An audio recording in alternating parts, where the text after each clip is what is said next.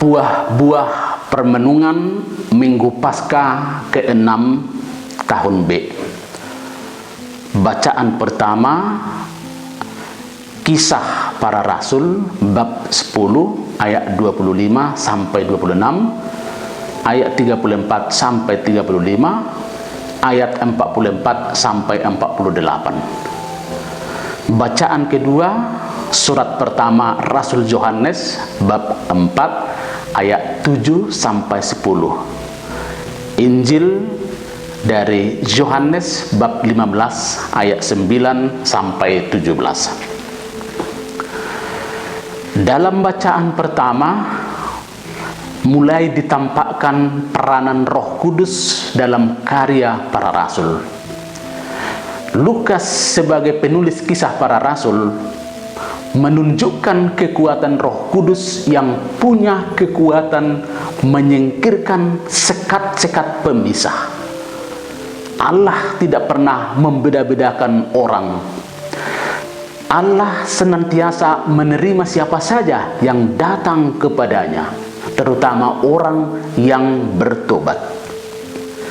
Allah senantiasa memperhitungkan kerinduan umat yang memiliki hati yang bersih. Semua manusia berasal dari Allah dan lahir dari Allah yang satu dan sama. Oleh karena itu, semua orang berhak mengasihi dan mengalami kasih. Rasul Yohanes dalam bacaan kedua menekankan kembali pentingnya hidup saling mengasihi. Yohanes memaparkan sejarah hidup orang beriman. Allah yang lebih dahulu mengasihani manusia. Sejarah keselamatan adalah ungkapan kerahiman Allah yang maha kasih. Kasih Allah tidak akan berhenti. Allah terus-menerus menaruh kasih terhadap manusia. Itulah buktinya sehingga Allah mengutus putranya dan rohnya dalam kehidupan manusia. Injil pada Minggu Paskah ke-6 ini menandaskan bagaimana Allah yang konsisten mengasihi manusia. Setelah memberikan gambaran mengenai pokok anggur, Yesus menunjukkan dasar kesatuan mereka satu sama lain. Dasar kesatuan itu adalah persahabatan atas dasar kasih.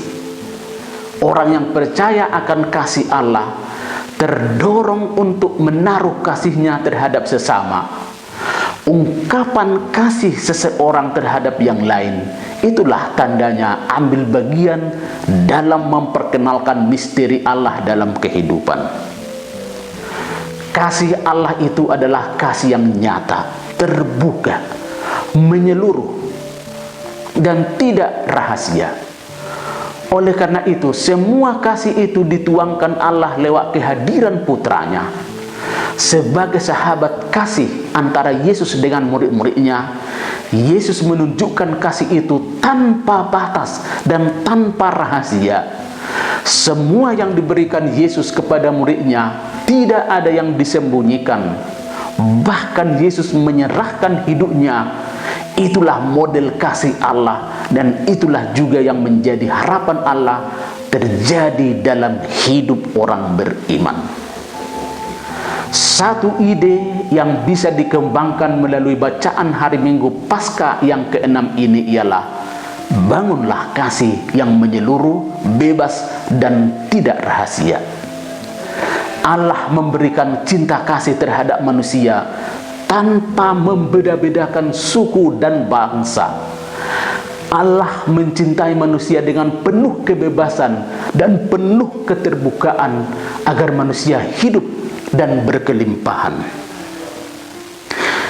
Yesus yang diutus Allah memberikan cintanya bagi semua orang.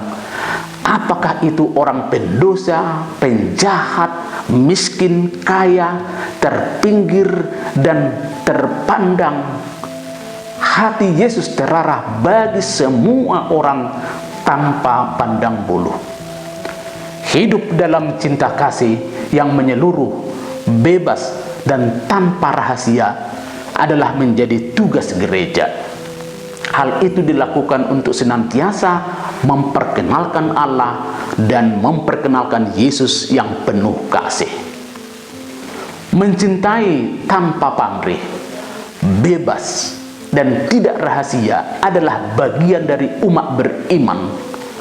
Yesus mengharapkan agar para murid dan semua yang mengikutinya senantiasa tinggal dalam kasih-Nya, dan kasih-Nya itu mengalir dalam kehidupan manusia. Setiap manusia harus sanggup mengasihi semua orang dengan bebas dan tanpa ada rahasia, tidak ada yang tersembunyi. Petrus yang mengalami kasih Allah mewujudkan kasih itu tanpa membeda-bedakan bangsa. Kasih para rasul yang senantiasa disertai oleh Roh Kudus selalu terbuka dan mengalir tanpa ada rahasia yang tersembunyi. Memberikan kasih yang hanya terarah kepada orang tertentu bukanlah model kasih yang ditanamkan oleh Yesus. Mencintai orang dengan batas tertentu saja tidak dikehendaki oleh Allah. Model kasih Allah itu tanpa berkesudahan. Mencintai orang yang tertentu dan tertutup akan berpotensi melahirkan kecurigaan yang bisa memecahkan kesatuan baik di dalam keluarga maupun di dalam komunitas. Marilah kita saling mencintai semua orang dengan penuh kebebasan, dengan keterbukaan, dan dengan tanpa batas. Tuhan memberkati.